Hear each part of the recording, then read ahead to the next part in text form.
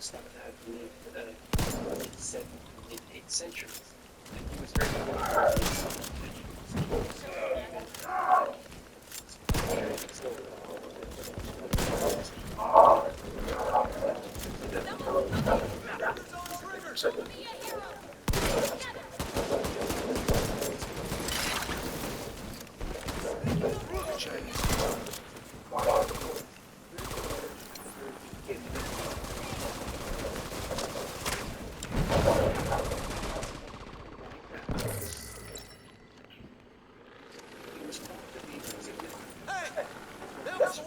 social. Start heading back. Independence, right? And what's peculiar is that he's community ride fine winds and also across thousands of miles in a single day without ever stopping in certain place. When Jumbo had a place that he wants to settle the night, he actually folds up his wheel as you fold a piece of paper until it is the size that you can fit in your pocket. And then he would reactivate it by sprinkling water and would reappear again. So you have to ask yourself, is this white human actually some kind of incredible alien technology that allowed him to travel around China?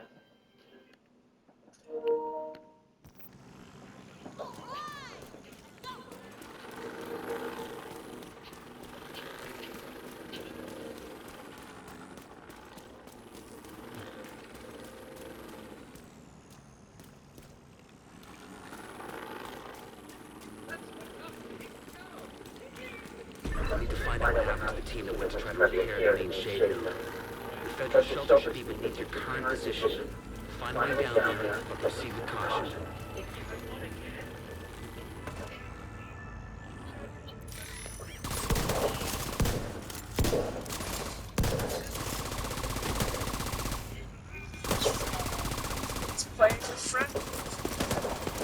It's entirely possible that what they're describing here is some type of a craft, and that Chen Kuo-Lao himself may possibly have been extraterrestrial. In order to explain his abilities and technology, our ancestors described him as a magical being. But is it possible that extraterrestrials have developed a technology in which you have some sort of flying machine that can fold itself into hyperspace? It runs on advanced energy propulsion source. You can travel with it. It's short, compact, and when you're done, you just fold it into hyperspace, and it's something that you hold in your hand. The whole thing just folds up. It's possible that Zhang really existed.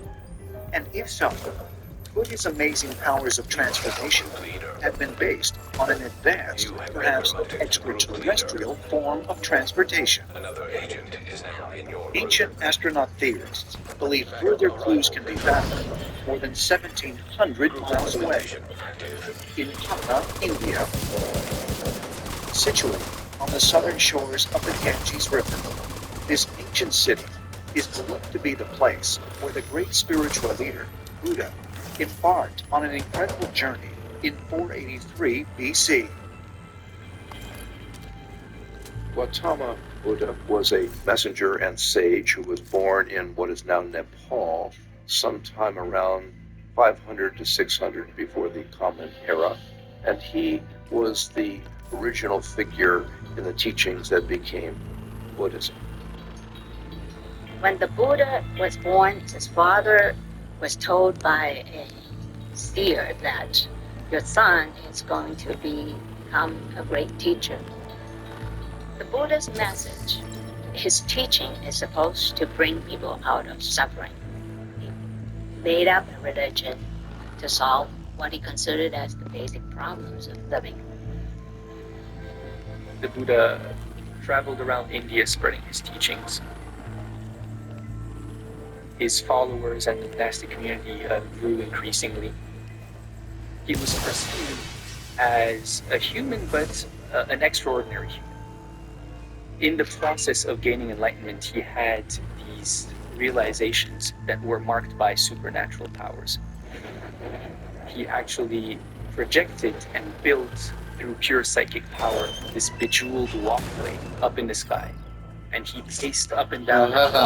He tried this in here like that, man. He tried this in here like that.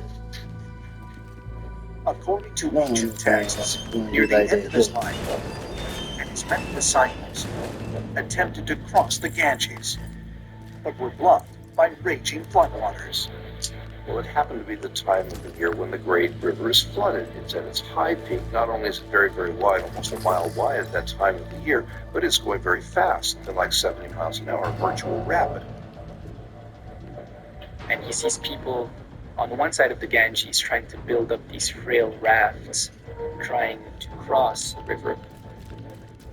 And what he does is, in an instant, and the text says that in the time it takes for a strong man to stretch out his bent arm or to bend his outstretched arm, the Buddha appears on the other side of the river. Now, there was no boat, no form of transportation whatsoever, and people witnessed this.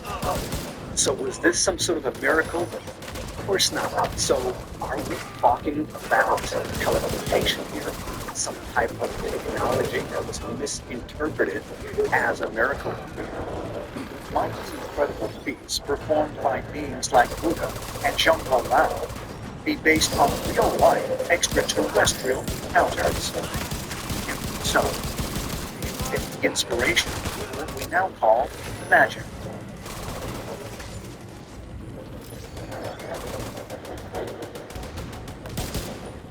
It's Pajo Island, England, 500 AD. Here, hidden along the rugged Cornwall coastline, is the entrance to a mysterious cave, thought to have housed the great wizard Merlin. We first see Merlin historically in the writings of Geoffrey of Monmouth.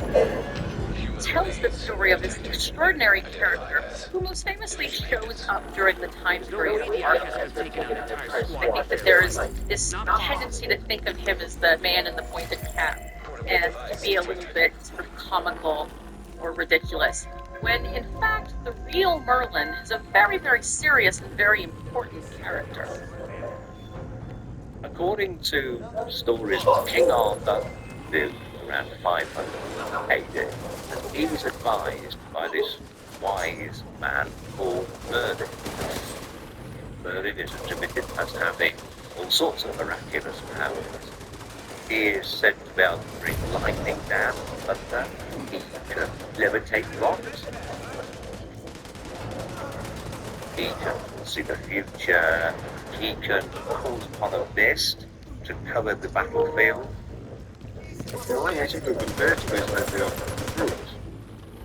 Druids were thieves or religious figures that belonged to the society.